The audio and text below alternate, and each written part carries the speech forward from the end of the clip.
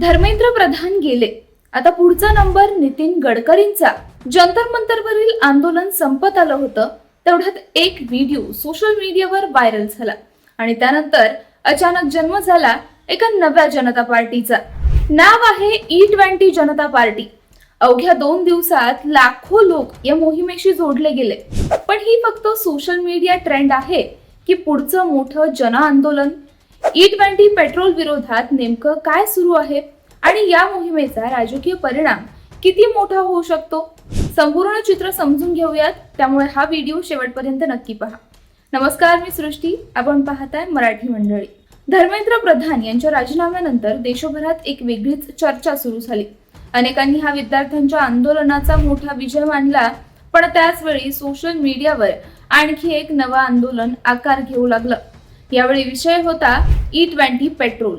काही दिवसांपासून सोशल मीडियावर अनेक वाहन चालक E20 मुळे मायलेज कमी होतोय, इंजिनवर परिणाम होतोय आणि वाहनांच्या देखभालीचा खर्च वाढतोय असे दावे करत होते.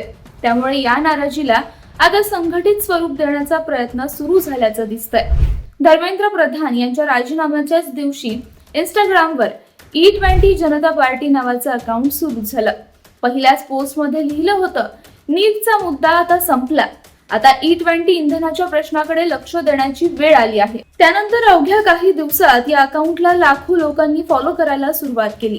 अनेकांनी याची तुलना थेट CJP आंदोलनाशी करायला सुरुवात केली, कारण पुन्हा एकदा सोशल मीडियावरूनच एक नवीन मोहीम उभी राहत असल्याचं चित्र दिसू लागलं.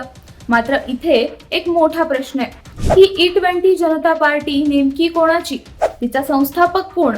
याचं उत्तर अद्याप समोर आलेलं नाही. या मोहिमेमागील व्यक्ती किंवा टीमने स्वतःची ओळख जाहीर केलेली नाही. त्यांनी फक्त एवढंच म्हटलंय की ही नागरिकांनी सुरू केलेली स्वतंत्र चळवळ आहे आणि यामागे कोणताही राजकीय पक्ष किंवा आर्थिक स्वार्थ नाही. त्यांनी सोशल मीडिया हँडलर, संशोधक, व्हिडिओ एडिटर्स, वकील आणि स्वयंसेवकांना जोडण्याचं आवाहनही केलंय. या मोहिमेने आपला 5 कलमी जाहीरनामा देखील प्रसिद्ध केलाय. त्यामध्ये E20 इंधनाचा पुनर्विचार करावा, ग्राहकांना शुद्ध पेट्रोलचा पर्याय उपलब्ध करून द्यावा, प्रत्येक पेट्रोल पंपावर E10 आणि E20 स्पष्टपणे वेगळं दाखवावं, वाहनधारकांच्या सुरक्षेला प्राधान्य द्यावं आणि इंधन धोरण अधिक पारदर्शक करावं, अशा मागण्या करण्यात आलेल्या आहेत. याशिवाय E20 इंधन स्वस्त करावं, पेट्रोल डिझेलच्या किमती कमी कराव्यात आणि ग्राहकांवर प्रयोग करू नयेत, अशी ही भूमिका त्यांनी मांडली आहे. या आंदोलनाचा केंद्रबिंदू सध्या केंद्रीय मंत्री नितीन गडकरी ठरताना दिसत आहेत, कारण इथेनॉल मिश्रित इंधन धोरणाला प्रोत्साहन देणारे प्रमुख चेहरे म्हणून त्यांच्याकडे पाहिलं जातं. सोशल मीडियावर अनेक युजर्स त्यांच्या राजीनाम्याची मागणी करतायत.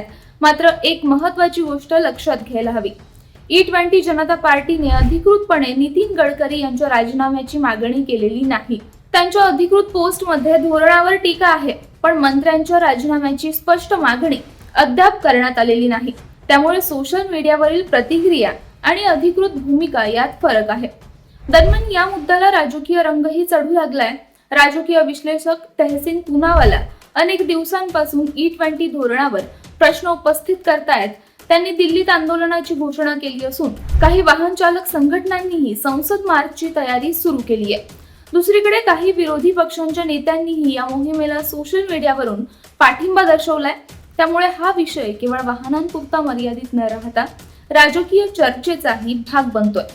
याच काळात काही सोशल मीडिया पोस्टमध्ये असा दावाही करण्यात आला की CJP प्रमाणेच E20 जनता पार्टीलाही मोठा लोकसमर्थन मिळू शकतं. मात्र या दोन्ही मोहिमांमध्ये एक मोठा फरक आहे. CJP कडे अभिजित दिपके यांच्यासारखा स्पष्ट चेहरा होता.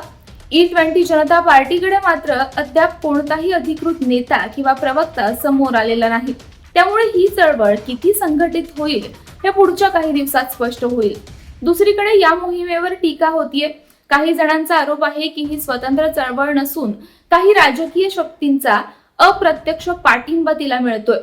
तर काहींचं म्हणणं आहे की E20 जनता पार्टीने आधीपासून मांडल्या जात असलेल्या मागण्यांनाच नव्या नावाने पुढे आणलंय.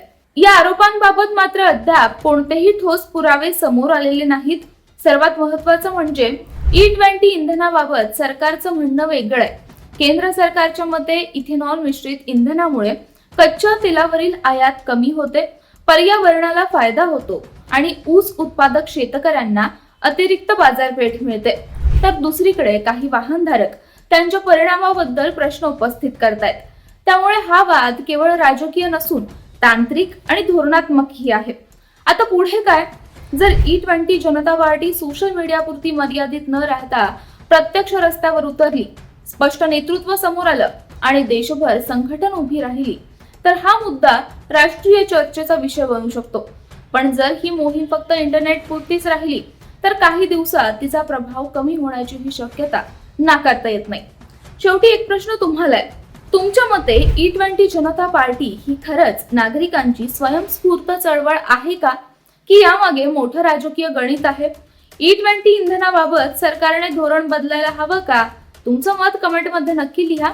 व्हिडिओ आवडला असेल तर लाईक करा, मित्रांसोबत शेअर करा आणि अशाच सखोल राजकीय विश्लेषणासाठी मराठी मंडळी चॅनलला सबस्क्राईब करायला विसरू नका. धन्यवाद.